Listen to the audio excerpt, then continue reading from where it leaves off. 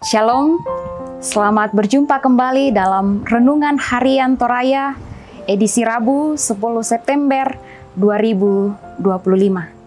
Sebelum kita membaca dan merenungkan firman Tuhan, mari kita berdoa.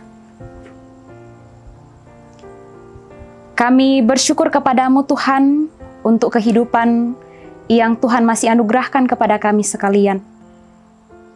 Hari ini Tuhan, kami akan membaca dan merenungkan firman-Mu.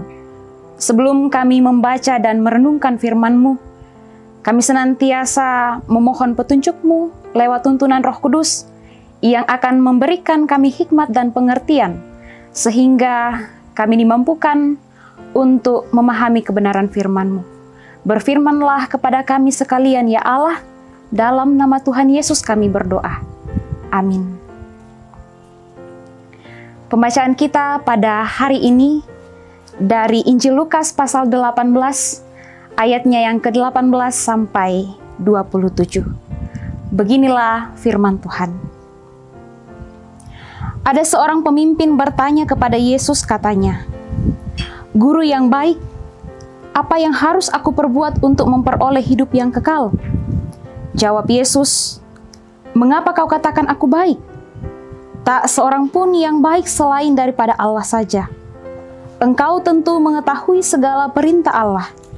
Jangan berzinah, jangan membunuh, jangan mencuri, jangan mengucapkan saksi dusta, hormatilah ayahmu dan ibumu." Kata orang itu, "Semuanya itu telah kuturuti sejak masa mudaku." Mendengar itu, Yesus berkata kepadanya, "Masih tinggal satu hal lagi yang harus kau lakukan. Juallah segala yang kau miliki dan bagi-bagikanlah itu kepada orang-orang miskin, maka engkau akan beroleh harta di sorga. Kemudian datanglah kemari dan ikutlah aku." Ketika orang itu mendengar perkataan itu, ia menjadi amat sedih, sebab ia sangat kaya. Lalu Yesus memandang dia dan berkata, "Alangkah sukarnya orang yang beruang masuk ke dalam kerajaan Allah, sebab lebih mudah seekor unta masuk melalui lubang jarum daripada seorang kaya masuk ke dalam kerajaan Allah." Dan mereka yang mendengar itu berkata, "Jika demikian, siapakah yang dapat diselamatkan?" Kata Yesus, "Apa yang tidak mungkin bagi manusia, mungkin bagi Allah." Amin. Firman Tuhan. Kehidupan kekal, katuoan matontongan. Apa yang menjadi prioritas utama manusia dewasa ini? Tak dapat dipungkiri bahwa harta dan kekayaan seringkali dijadikan sebagai yang utama untuk menjalani hidup di dunia ini. Oleh karena itu, seluruh kekuatan dipakai untuk mendapatkan uang, bekerja keras siang dan malam untuk mengumpulkan harta tanpa mengenal lelah. Bahkan segala cara dilakukan untuk mendapatkan harta. Dalam pembacaan kita dikatakan seorang pemimpin bertanya kepada Yesus, "Guru yang baik, apa yang harus kuperbuat untuk memperoleh hidup yang kekal?" Pemimpin tersebut bukanlah orang sembarangan. Dia memiliki posisi yang tinggi dan memiliki harta yang banyak. Dia pun banyak melakukan hal yang baik sesuai dengan perintah dan ketetapan hukum Taurat. Tetapi ada satu hal yang menurut Yesus yang menjadi penghalang baginya untuk mendapatkan kehidupan yang kekal, yaitu kekayaannya. Kekayaan dari pemimpin tersebut telah menggantikan posisi Allah sebagai yang utama dalam hidupnya.